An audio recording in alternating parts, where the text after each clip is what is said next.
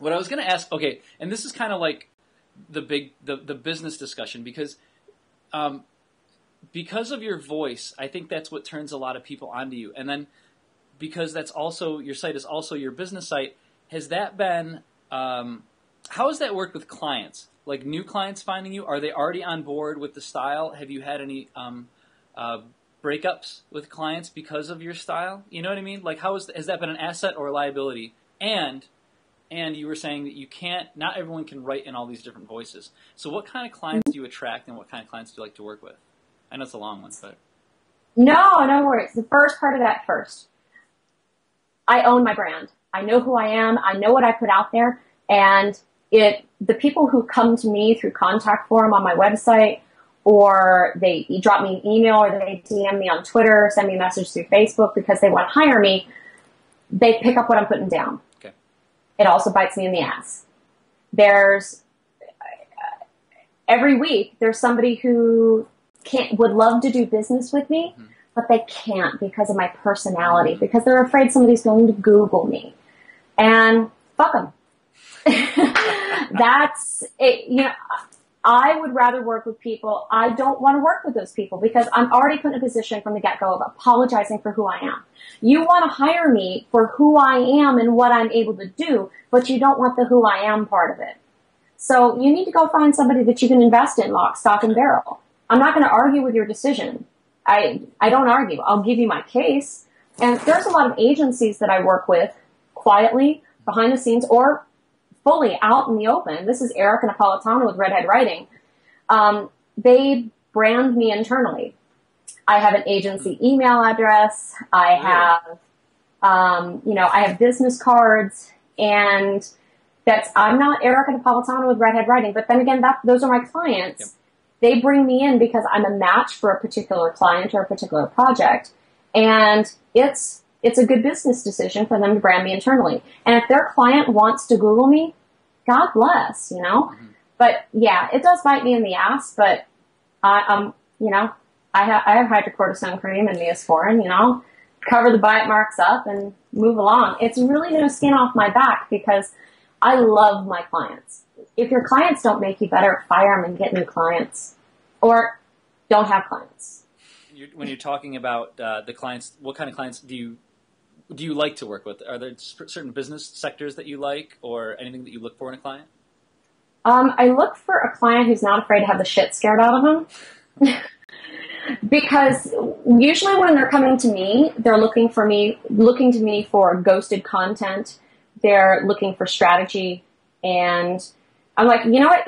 We're going to be doing things that I need you to be fully participating in this. I need you on board.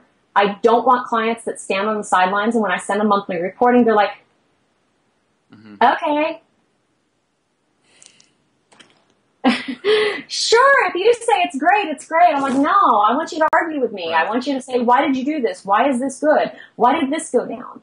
And why did this go up? And I want you engaged and I want you present. If you want to just outsource everything to me and say, just make it so number one, I'm not the right contractor for you. I'm not the right person because I'm never going to make you happy because we haven't established any metrics on what expectations are, what our roadblocks are, how we're going to get past those, time frames, and it's about managing expectations. My ideal client is a client that I'm comfortable sitting across from. I don't have to edit what comes out of my mouth. I can look at them and I can go, yeah, I'm going to be the asshole here. That's just fucking stupid.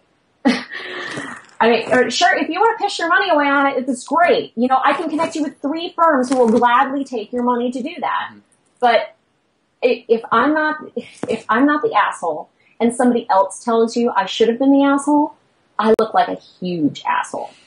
So I would rather be the asshole first. Mm-hmm. As far as what agencies should look for in the future is getting out of the traditional space, because and stop identifying yourselves as a social media agency. For fuck's sake, social media is a tool. Are there screwdriver stores? No. Why are you a social media agency? It's fucking stupid.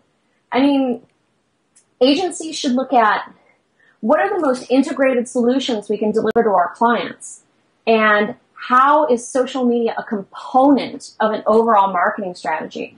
Because Web 2.0 is old, social media is old. People are saying Twitter and LinkedIn are dead. Facebook is,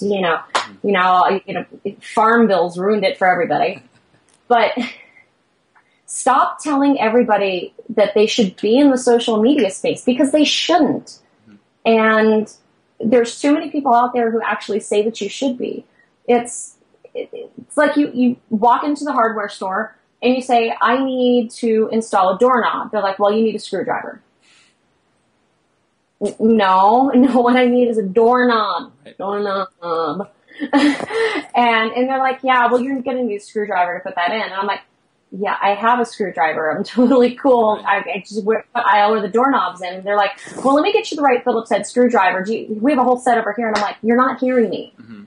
So from an agency standpoint, forget the box. It doesn't exist. It never did. And ask your clients what their big, hairy, audacious goal is. If they could be anything, if they could be anywhere, what would it be? And then devise a strategy to get them there. Work backwards from the goal instead of telling your clients what their goal should be. Yep. That's believing in your clients. And I think too often clients walk into agency situations and they expect to sit down and look at the people sitting around a conference table and go, tell us where we should be. And you have this, this weeds, ticky-tacky kind of, Stepford Wife face on. And that doesn't serve your company. Walk into an agency and man up and say, this is where we want to be. This is reasonable for us. We need to know what we need to do in order to get there. And we want you guys, if you're able, and your pitch is great, to be a part of that ride and to share accountability. The client is not always right, and the agency is not always wrong.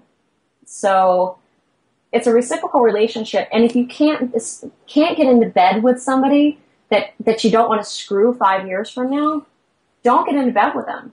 You have to love that relationship. And yeah, agencies and clients really have to work at that in order to make it work. It's a marriage. Yeah. It really is. I mean, if I'm going to go on a date with somebody and keep dating them, there's a reason. And they have to bring something to the table other than, a sparkling smile and a nice ass.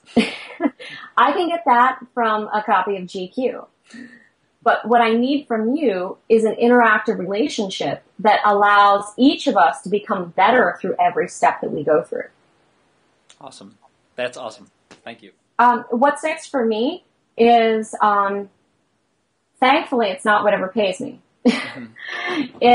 I'm past that point. And I'm actually moving my model away from content production to straight on consulting. Cool. and strategy. And because that's what I really enjoy. I love making people think and giving them better tools to make better decisions. As far as my personal brand, Redhead Writing is going in the direction of being, Erika Napoletano. Mm-hmm. And my thoughts, my feelings, it'll probably end up being more Redheaded Fury than Redhead Writing. Okay. But people they've shown me that they like my content.